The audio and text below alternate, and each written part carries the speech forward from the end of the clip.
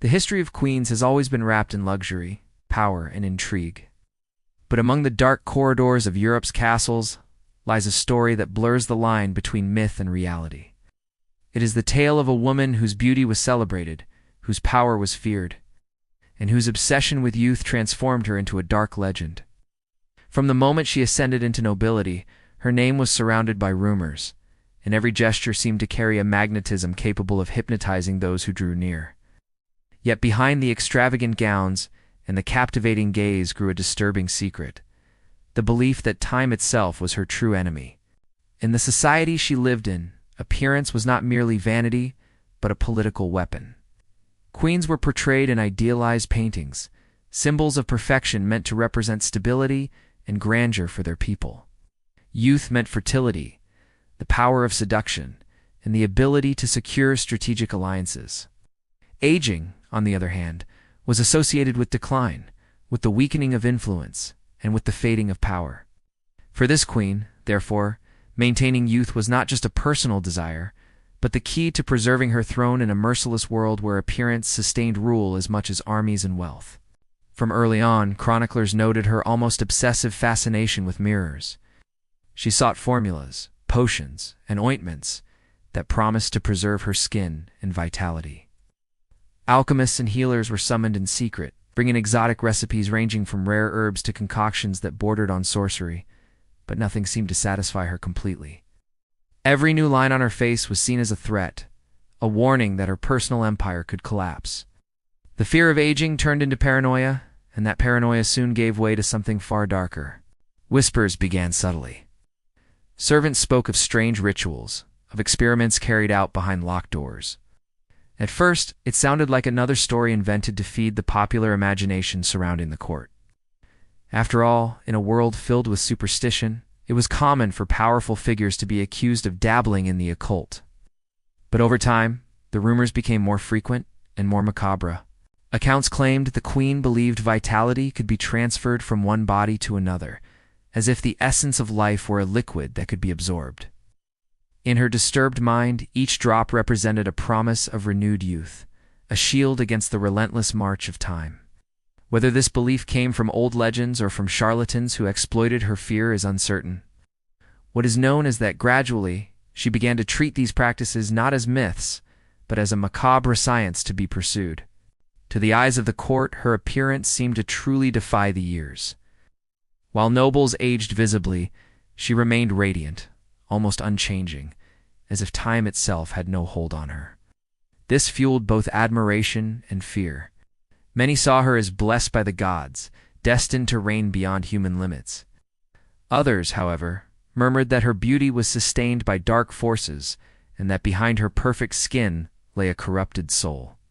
And thus the myth was born. The belief that this queen not only desired eternal youth, but was willing to pay any price for it. What began as simple vanity evolved into a personal cult of her own image, where youth became a religion and the mirror her altar. Her political power, her reputation, and her entire life were rooted in this obsession. Each ritual, each secret kept in the shadows, contributed to shaping the figure of a sovereign who saw time as her cruelest enemy, and who, in order to defeat it, would resort to the most disturbing practices. This is the starting point for the story of the queen who killed to remain young. A woman who, in her pursuit of eternity, abandoned morality, surrendered to superstition, and gave rise to one of the darkest legends ever told about power and its excesses. The myth was not born solely from her actions, but from the impression she left on all who surrounded her, the constant feeling that there was something inhuman in her vitality, as though her youth carried a hidden cost paid in the shadows of her castle. Whispers in the corridors of the queen's castle soon grew into a legend that would outlive her reign. To some, she was the embodiment of grace and divine beauty. To others, she was the incarnation of terror itself. The truth was more disturbing than either side could admit. Beneath the veil of courtly elegance and regal splendor, the queen had begun to practice rituals that would forever cement her reputation as one of the darkest figures of her age. Her pursuit of youth had crossed the boundary between superstition and horror, leading her down a path of ritualistic obsession that became a theater of blood. It began, as so many stories of madness do, with small acts cloaked in secrecy. First, the queen relied on alchemists who brought her elixirs, exotic herbs, and rare minerals said to hold the essence of vitality. She consumed concoctions that tasted of metal and bitterness, enduring purges and strange treatments, convinced that these would cleanse her body of the stains of time. But with every passing year, as her reflection revealed even the faintest signs of age, her desperation grew. The potions no longer sufficed. She became convinced that youth could not be preserved with herbs or oils alone. Something more potent, something primal, was needed. That belief soon took form in rituals as chilling as they were grotesque. Servants whispered that the queen had come to view blood not only as a symbol of life, but as life itself, the very essence of vitality, capable of being absorbed and transferred. The idea was not entirely foreign to the culture of the time.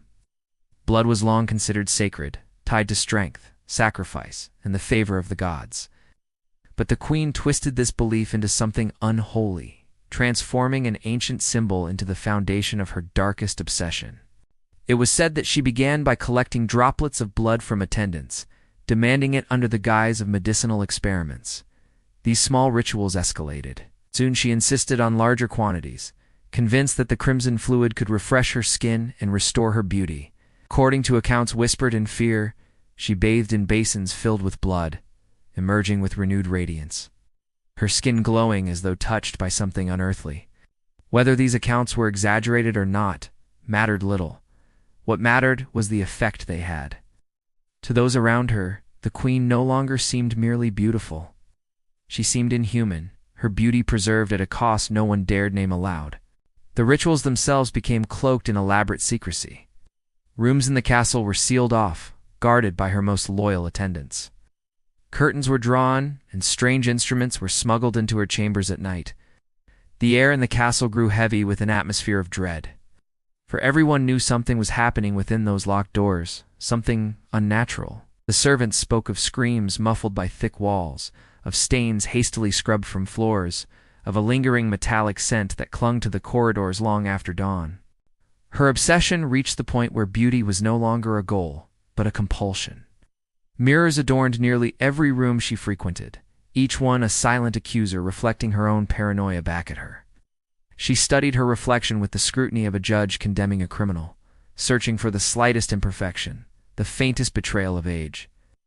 Every wrinkle, every shadow beneath her eyes became an enemy to be conquered, and the rituals grew increasingly elaborate as she sought to defeat them. Chroniclers later described these rituals as spectacles of fear. The queen did not simply conduct them in solitude. She performed them as if presiding over ceremonies of state.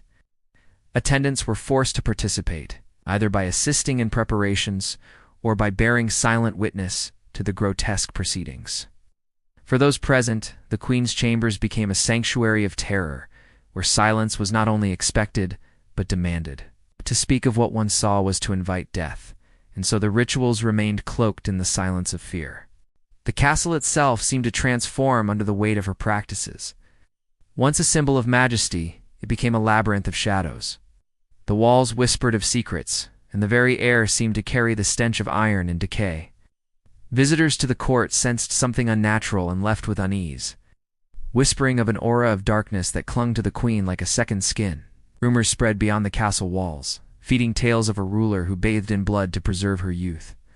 Whether these rumors were fully true or embellished mattered little. They captured the imagination of her contemporaries and have haunted history ever since. The queen herself seemed blind to the fear she inspired. In her mind, she was not committing horrors but triumphing over the cruelest enemy of all, time. Every ritual, every crimson bath was framed as a victory, proof that she was not like ordinary mortals who withered and faded. She saw herself as transcending humanity, stepping into a realm of eternal vitality that few could ever hope to reach.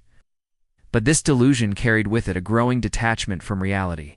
She no longer recognized the boundary between survival and sacrilege, between beauty and monstrosity. What makes this chapter of her story particularly disturbing is not just the gore of the rituals, but the psychology behind them.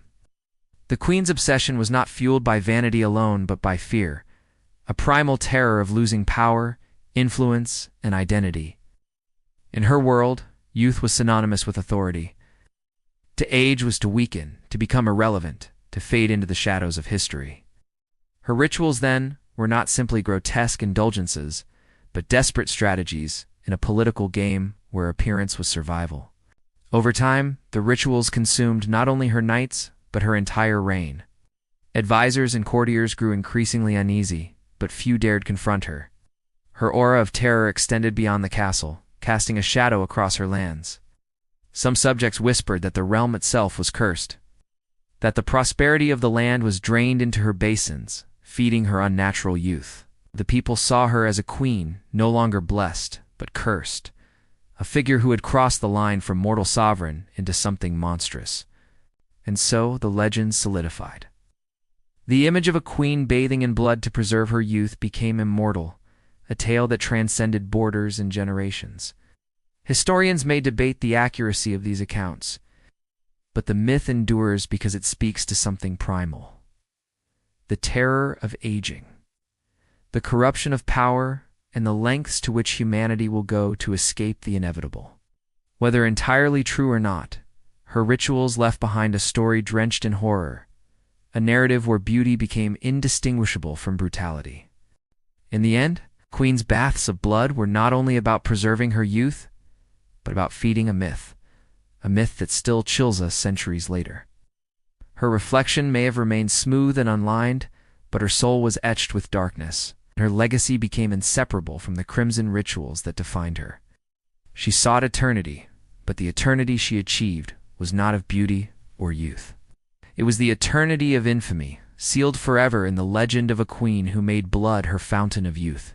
The queen's castle stood as a monument to power, a fortress of stone rising against the landscape like a sentinel of authority. To the outside world, it represented majesty and control. A place where politics were shaped and royal decrees carried the weight of destiny. Yet within its walls, the castle became something very different. It was not a sanctuary of order, but a labyrinth of shadows, a prison of secrets, and ultimately a stage for horror. Behind its heavy doors and towering battlements, reality twisted into nightmare. Servants moved like phantoms through the corridors, speaking in whispers and avoiding one another's gaze. They knew the castle was not merely a place of work, but a trap. Once inside, few ever left. Their loyalty was not kept by devotion but by fear, sealed by the knowledge that silence was the only guarantee of survival. They had seen too much, heard too much, to ever hope for freedom. Some believed that the walls themselves absorbed their screams, holding the echoes of their terror in the stones for eternity.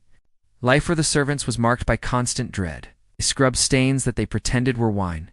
They disposed of fabrics soaked in substances they dared not name. And they carried trays of food into chambers from which strange odors drifted. At night, the castle filled with sounds. Muffled cries, the scraping of chains, and hurried footsteps that stopped abruptly as though cut short by force. The servants never spoke of these things openly, for to acknowledge them was to risk being swallowed by the same darkness that consumed others. Fear silenced them more effectively than chains ever could. Prisoners were another hidden element of the queen's fortress. Officially, the castle was a residence, not a dungeon.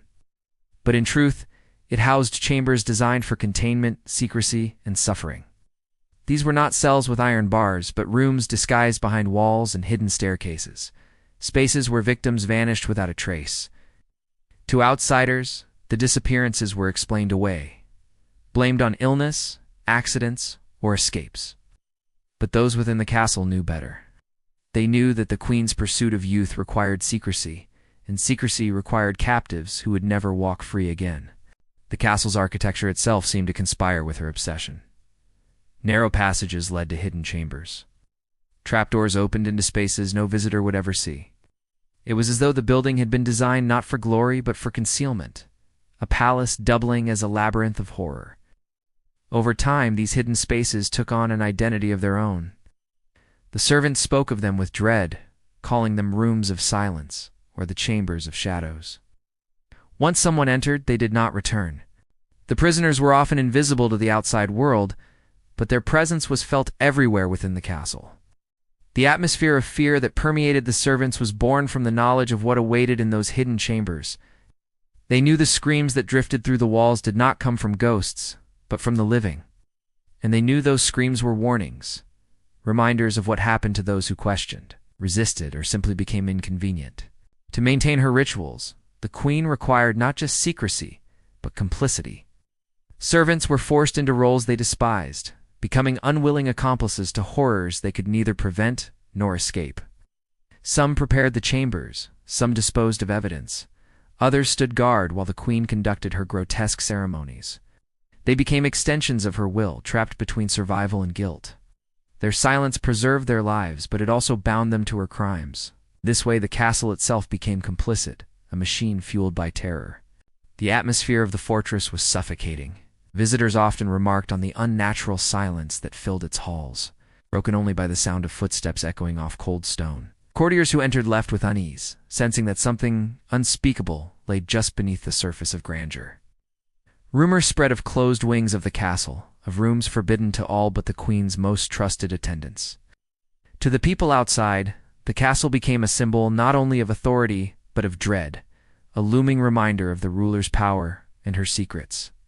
As the years passed, the line between myth and truth blurred. Some claimed to have seen figures dragged through back corridors, bound and gagged, destined for chambers from which they would never return. Others swore they heard cries carried on the night air, drifting from the castle like a lament of the damned. Whether these tales were entirely true mattered little. The atmosphere they created was enough to cement the castle's reputation as a place of horror. One of the most disturbing aspects of the castle's hidden life was the normalization of its darkness. Over time, the servants became desensitized. The stains they scrubbed, the cries they heard, the secrets they buried. These became routine. Fear dulled into resignation, and resignation transformed into complicity. The horror was not only in the queen's rituals, but in the way an entire household became woven into her web of cruelty. The castle was no longer simply a fortress of stone. It was a living organism of silence, fear, and guilt. Even so, whispers eventually escaped. Travelers carried tales of disappearances, of strange rituals, of the queen's unearthly beauty maintained through unnatural means. These stories passed from village to village, grew into legends that fed on themselves, tainting the castle as a place where shadows reigned and humanity was swallowed whole. To the peasants who looked upon its looming towers from afar, it was no longer just a royal residence, it was a house of blood. The queen, however, saw none of this as horror. To her, the castle was not cursed, but consecrated. Its walls and chambers were tools in her war against time. The silence of her servants was loyalty. The hidden chambers were sanctuaries of power. She believed herself triumphant, blind to the terror she inspired. To her, the screams were not cries of suffering, but hymns to her eternal youth, the price paid for glory. But for everyone else, the prisoners who vanished, the servants who lived in constant fear, the subjects who whispered rumors in the dark, the castle became a nightmare that never ended. Its grandeur could not hide its shadows. Its towers could not mask the scent of iron and despair. It was a fortress not of royalty but of horror, where beauty was built upon silence and youth was preserved through fear.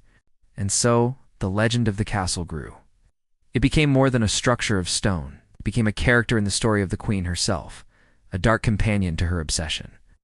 To this day, its reputation endures, remembered not for its architecture or its political importance, but for the secrets it hid and the horrors it contained. The queen's castle was no palace of splendor. It was a monument to fear, a place where power and cruelty fused into legend, and where the cost of youth was paid in silence, blood, and despair. Fear is a strange kind of power. It does not march like soldiers or gleam like crowns. It moves silently, pressing down on the hearts of those who feel it, reshaping their choices, their words, their loyalties. For the queen who sought eternal youth, fear was the truest weapon in her arsenal. It spread not only through her castle but through her entire realm, weaving a web of silence and suspicion that transformed her court into a theater of paranoia. Behind the golden curtains and whispered rituals of power, hers was a reign haunted not by external enemies, but by the terror she herself had created. At first, her beauty inspired awe. Courtiers bent their heads not only out of respect for her title, but out of admiration for her seemingly ageless visage. But admiration soon gave way to unease. Nobles began to notice the disappearances, servants who were never seen again, visitors who arrived but never left, prisoners who vanished into corridors of silence. They noticed, too, the queen's unrelenting vitality, the unnatural smoothness of her skin, the glow that seemed to grow even as years passed.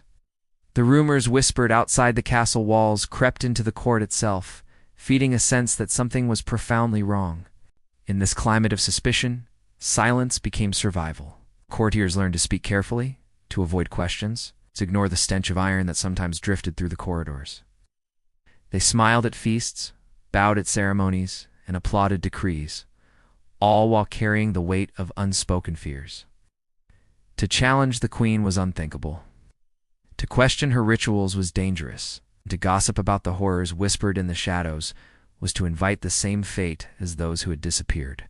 Yet fear does not always breed obedience. Sometimes it breeds conspiracy. The queen's court became a nest of hidden alliances, of nobles meeting in secrecy to whisper of her downfall. Some plotted out of moral revulsion, convinced that her obsessions had brought a curse upon the land. Others schemed for power, sensing that her reputation had weakened her legitimacy and that her throne might soon be vulnerable. But conspiracies thrived in silence, and in a court ruled by paranoia, silence was both shield and weapon. The queen, ever suspicious, kept watch on everyone, seeing potential betrayal in every glance, every pause, every smile that lingered too long. Her paranoia seeped into every corner of her reign. Guards were instructed not only to defend her, but to observe the court, listening for whispers of disloyalty. Spies circulated in disguise, reporting on conversations overheard in shadowed corridors. Even her closest advisors were not safe from her suspicion. She tested their loyalty with sudden questions, with contradictory commands, with displays of favor one day and chilling threats the next. The court lived under constant uncertainty, never knowing which gesture might condemn them. The rituals that sustained her obsession with youth only deepened the climate of terror. Courtiers might not have seen them directly, but they could not ignore their presence. The sealed chambers, the sudden vanishings, strange hours when the queen cloistered herself away, all were visible signs of something unholy hidden at the heart of power. And because no one dared speak, the silence itself became proof. Every unanswered question, every nervous glance, reinforced the belief that the court was haunted not by ghosts, but by the queen's secrets. It is said that fear spreads like smoke, seeping into every crack. In time, the queen's terror infected not only her courtiers, but her entire realm. Stories traveled quickly among the common people, fueled by merchants, travelers, and ex-servants who had escaped the castle's walls. The peasants whispered of blood rituals, of screams in the night, of a ruler who had traded her humanity for unnatural beauty. They spoke of her castle as cursed, of her reign as a shadow hanging over the land. Whether or not these stories were fully true mattered little. In the minds of the people, truth and legend fused into one. And yet, for all the whispers of conspiracy, no open rebellion came. Fear paralyzed as much as it provoked. The nobles who might have acted held back, uncertain of who they could trust. Terrified of the queen's wrath if their plots were uncovered, her spies were too many, her paranoia too sharp for easy revolt. Instead, the conspiracies lingered in the shadows, festering but unfulfilled. The court lived in a suspended state of dread, as though waiting for some inevitable collapse that none dared to hasten. But the fear that the queen wielded so effectively was also her downfall, for fear corrodes loyalty. It silences voices, but breeds resentment. The courtiers who bowed before her did so out of necessity, not devotion. The servants who obeyed her did so out of terror, not respect. And the people who whispered of her horrors did not pray for her longevity, but for her demise. The queen had built her reign on fear, but in doing so, she had severed the bonds of trust that make power endure. The atmosphere of her court became a kind of haunting. The grandeur of feasts could not disguise the unease in every glance. Music echoed through halls where no one dared dance freely. Toasts were raised with trembling hands. Behind the silken gold of her throne room lay the invisible presence of those who had vanished, their absence a constant reminder of the cost of silence. Her court was not filled with courtiers, but with ghosts, not literal phantoms, but the ghosts of fear, suspicion, and guilt. Historians would later argue whether the queen truly bathed in blood, whether her rituals were as grotesque as the legends claim, or whether they were exaggerated by enemies eager to destroy her reputation. But in many ways, the truth is secondary. What mattered was the perception, the belief that spread like wildfire through her court and beyond. In the eyes of her contemporaries, she was already marked as something unnatural, something monstrous. And once fear brands a ruler as cursed, the curse becomes more powerful than any truth. By the end of her reign, the queen was no longer merely feared. She was loathed, isolated within her fortress, surrounded by courtiers who smiled to her face while plotting in their hearts. She had succeeded in preserving her beauty, but at the cost of everything else: trust, loyalty, love, and peace. Her reign was not remembered for its prosperity or achievements, but for the silence, the conspiracies, and the dread that clung to every chamber of her court. In the end, the queen did not rule over a kingdom. She ruled over fear itself. Her throne was built on whispers, her crown weighed down by suspicion, and her court haunted by the shadows of secrets that refused to die. It was a reign where beauty masked terror, where power was corroded by paranoia, and where the silence of those around her spoke louder than any words ever could.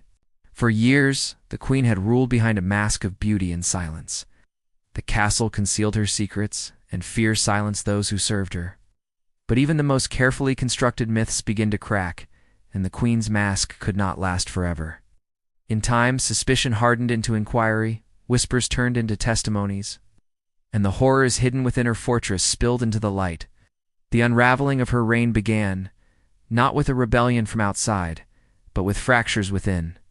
Servants breaking their silence, courtiers whispering in confidence, and investigators piecing together the terrifying truth. The first cracks appeared in the form of rumors that would not die. Peasants told stories of travelers who vanished after visiting the castle. Merchants swore they had delivered supplies in unusual quantities, basins, cloths, and herbs, that never seemed to emerge again. Even nobles began to wonder how it was that the queen remained so radiant, so untouched by time, while those around her visibly aged. Stories of blood rituals, once dismissed as malicious gossip, grew to frequent and consistent to ignore. What had once been whispers on the wind began to take shape as something undeniable. It was a fragile political moment that finally opened the door to inquiry. Rivals at court, sensing opportunity, pressed for explanations. Powerful figures whispered in the ears of higher authorities, framing the queen not as a sovereign but as a danger to her people, to her throne, and to the very order of the realm. In a society already steeped in superstition and fear, the accusations found fertile ground. No one wanted to believe such horrors, but the possibility alone was enough to ignite an investigation. When the first testimonies emerged, they shook the court. Servants, emboldened by the chance of protection, began to speak. Their words painted a picture darker than rumor alone.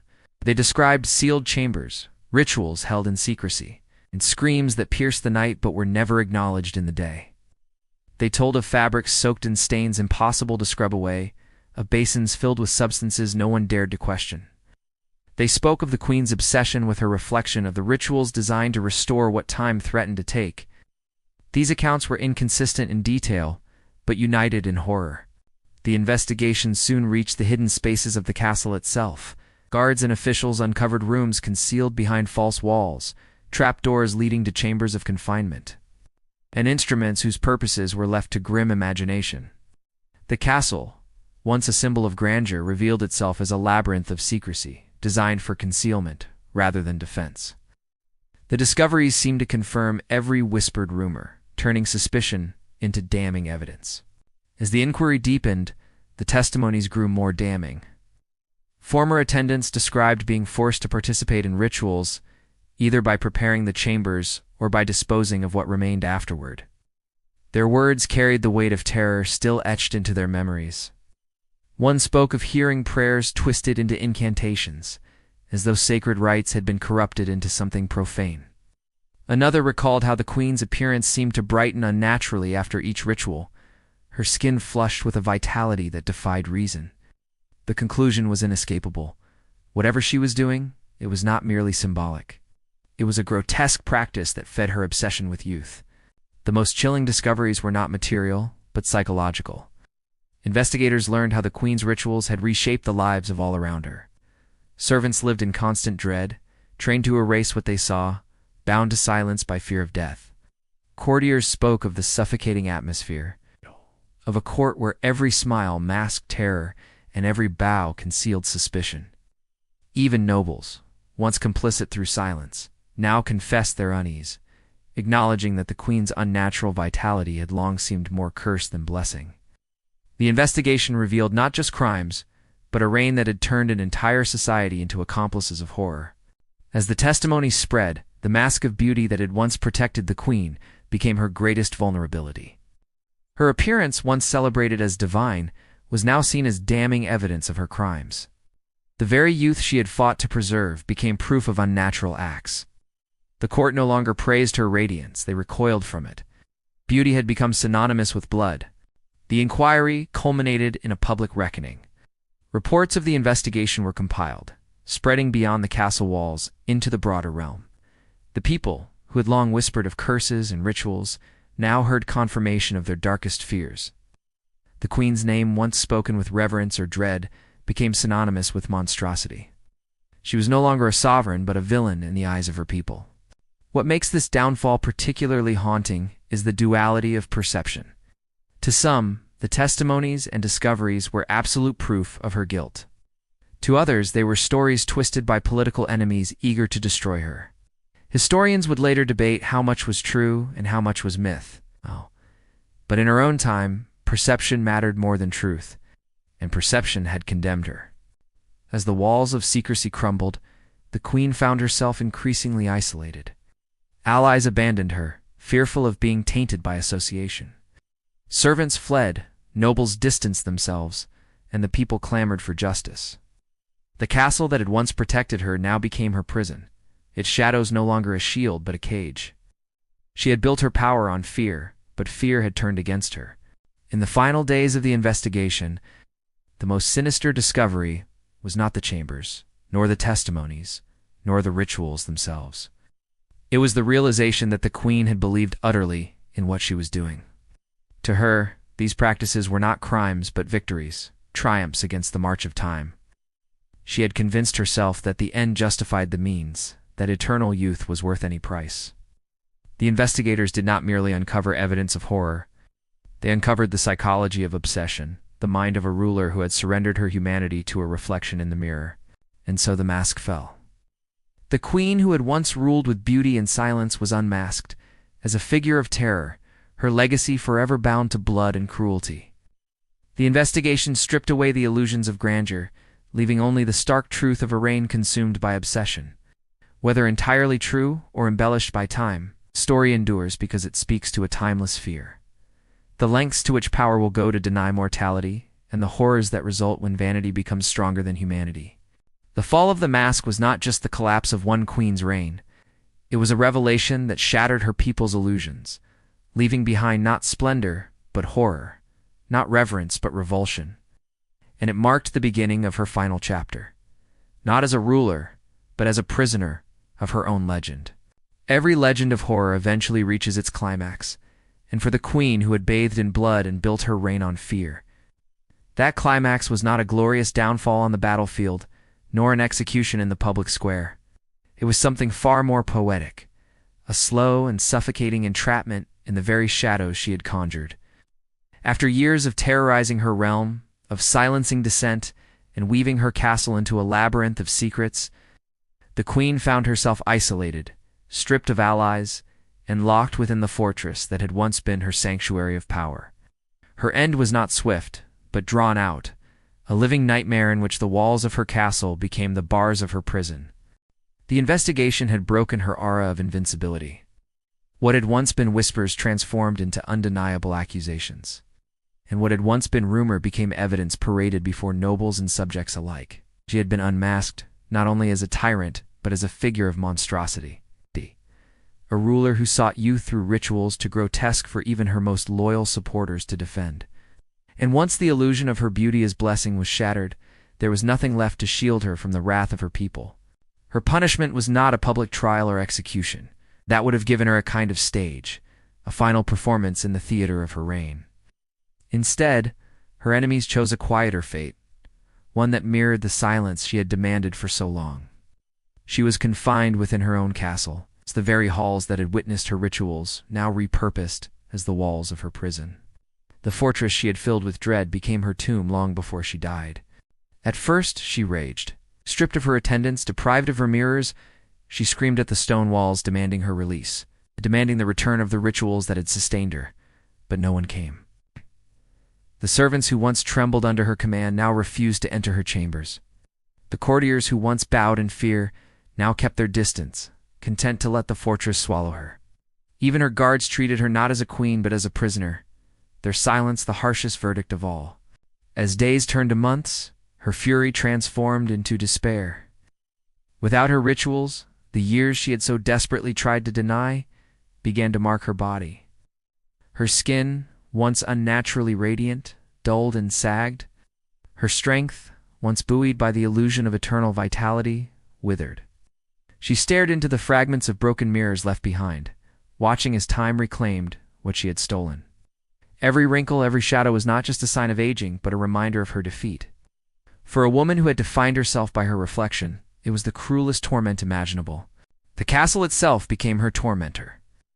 Every corridor echoed with the ghosts of her past, the screams of prisoners, the whispers of conspiracies, the silent obedience of servants who had long since abandoned her.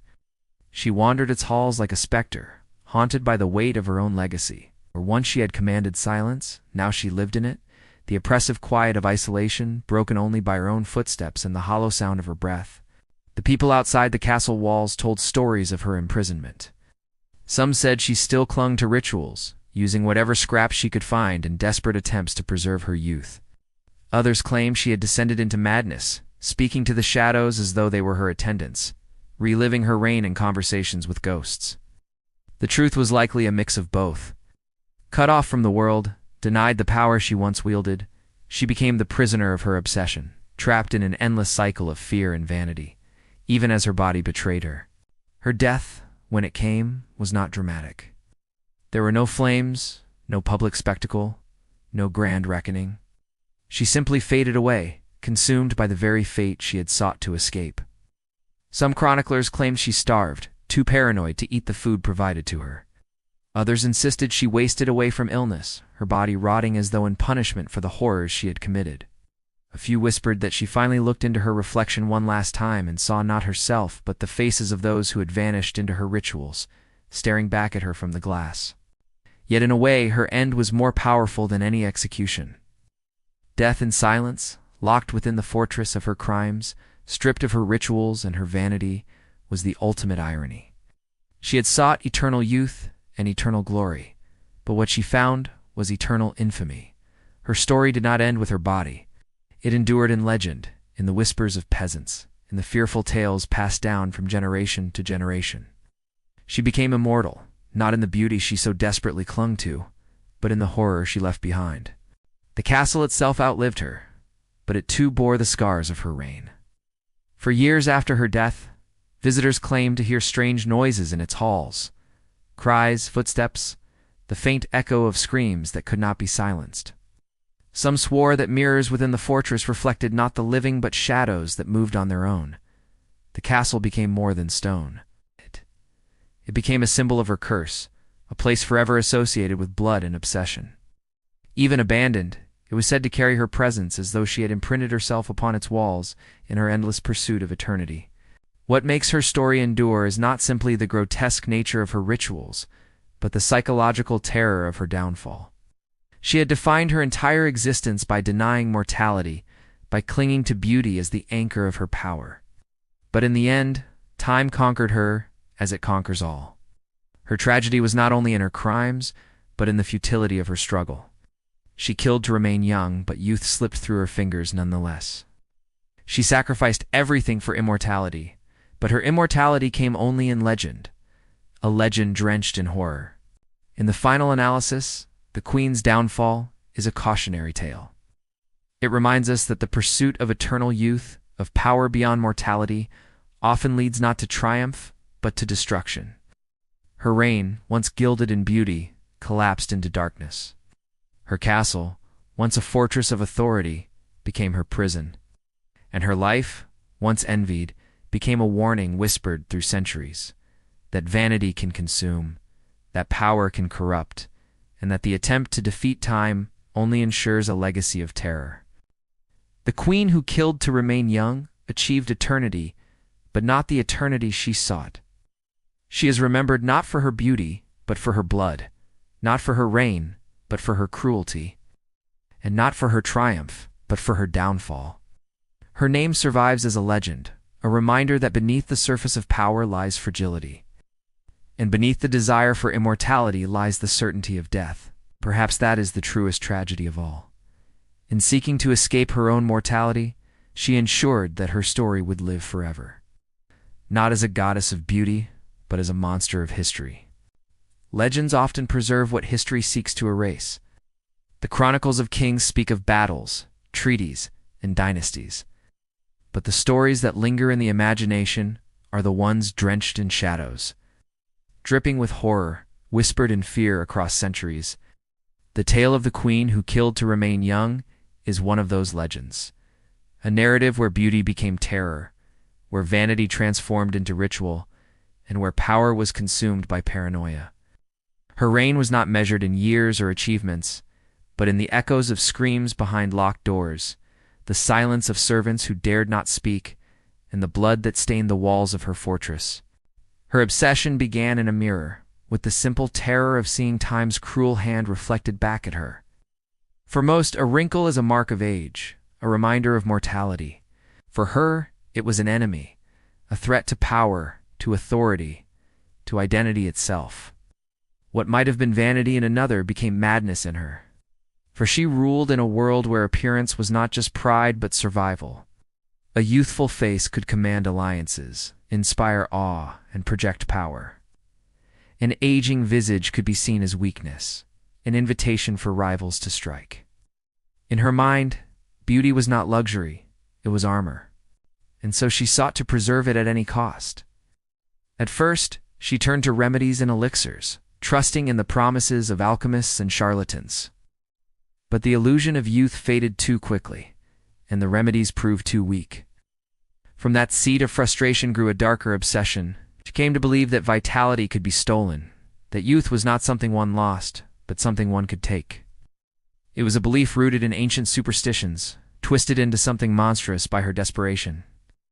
Blood became her answer. The rituals that followed were grotesque parodies of sacred rites. Where others saw blood as sacrifice or renewal, she saw it as preservation. Servants whispered of chambers sealed away, of basins filled with crimson, of a queen who emerged from her baths with a radiance untouched by time. Whether these accounts were literal or exaggerated is almost irrelevant. What matters is that the image endured.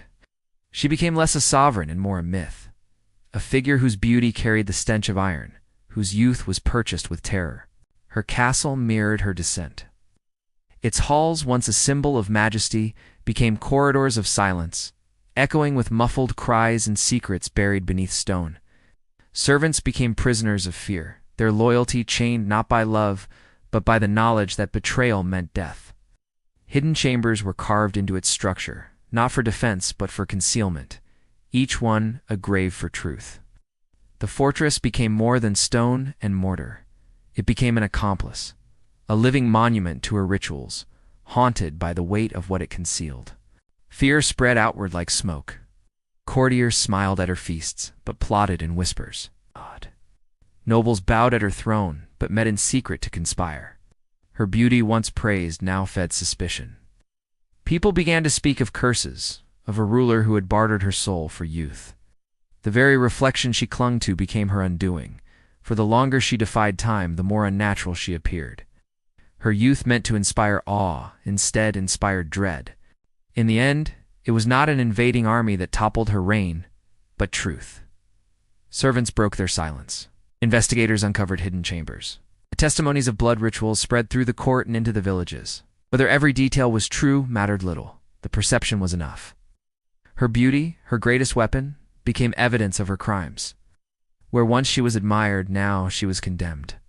The queen who had silenced others was silenced herself, locked within the very castle that had protected her horrors. Her final years were not marked by grandeur, but by decay. Stripped of her rituals, she aged rapidly, her face finally betraying the years she had denied. Mirrors became her tormentors, showing her the truth she had sought to escape. Alone in her chambers, abandoned by allies, cursed by her people, she wasted away. A prisoner of her obsession, death came quietly, but the silence of her passing carried the weight of centuries. And yet, in death, she achieved what she most desired. Immortality. Not the immortality of beauty, but of legend. Her name was etched into history not as a queen of prosperity or power, but as a monster who fed her vanity with blood. Her story outlived her body, passed from generation to generation as a warning, a nightmare. A cautionary tale about the dangers of obsession and the corruption of power. She sought eternal youth. Instead, she found eternal infamy. The irony of her story is its universality. She may have been a queen, but her terror reflects something human in all of us. The fear of aging, the fear of irrelevance, the fear of death. Most accept these fears as part of life, but she refused. In her refusal, she descended into darkness, showing us the extremes to which desperation can drive us. Her tale endures because it forces us to confront our own anxieties, about vanity, about power, about the inevitability of time. What remains most chilling is not just her rituals, but the society that enabled them. Servants who obeyed in silence, courtiers who ignored the stench of iron, nobles who whispered but did not act. Her story is not only about one woman's descent into horror, but about the collective silence that allowed it to thrive. The queen was monstrous, but she was not alone. She was surrounded by silence, and silence became complicity. Today, the ruins of her castle, if they still stand, carry an aura of dread. Visitors speak of cold air in its halls, of shadows that seem to move, of mirrors that reflect more than they should. Whether these are ghosts or memories matters little. They are reminders that places can be haunted, not by spirits, but by history itself. Her story lingers in the stones, in the legends, in the whispers that continue to chill the imagination. The queen who killed to remain young is remembered not because she triumphed over time, but because she failed. Her youth faded. Her rituals ended. Her reign collapsed. But her legend remained. In chasing immortality, she secured it in the darkest way possible. She is immortal, not in beauty, but in fear. Not in grace, but in horror. And perhaps that is the greatest irony of all. Her conclusion is our reflection. No one escapes time. No ritual, no crown, no fortress can stop its march. Those who accept it may fade, but those who fight it with desperation leave scars that outlive them. She left such a scar. Her story is etched into history as a wound, a reminder that in seeking to conquer death, she embraced something worse than death, a legacy drenched in blood. And so, we end where she began, at the mirror. She looked into it, seeking youth, but what stared back was something monstrous, something eternal. And in that reflection, we see not just her, but ourselves. Our fear of time, our denial of mortality, our hunger for eternity. Her story warns us that the mirror can be a prison, that beauty can become an altar, and that the price of vanity, when carried to its extremes, is not youth but infamy. The queen's reign is over, but her legend lives on. She is forever the sovereign of fear, the ruler of silence, the queen of blood. And in the end, that is her eternity.